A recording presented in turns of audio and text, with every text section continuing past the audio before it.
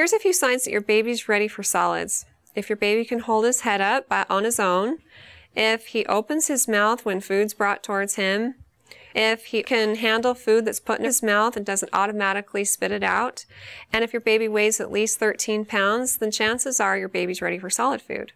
If your baby is showing signs of readiness, then try introducing solid foods one meal at a time.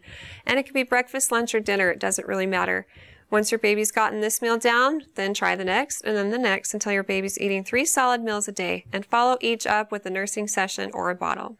If your baby's not liking the food that you're introducing, just try a new food, but give it 2 to 3 days in between each different food so you can make sure your baby doesn't have an allergy to something. And if your baby did have a reaction, you'd know what it was too. If your baby doesn't like peas, then try sweet potatoes. Or if your baby doesn't like mangoes, then try bananas. If your baby is not liking anything you're introducing, then you may just have a tricky, picky eater. And the key here is just be persistent, because some kids are like this and they will grow out of it eventually. This can be really hard for parents though, because if your child isn't a very good eater, it's frustrating because you wonder if they're getting enough to eat. Like I said though, just be persistent and they should come around eventually. If you have any questions for me, feel free to ask them on our Facebook page, and recommend us to your friends and family too.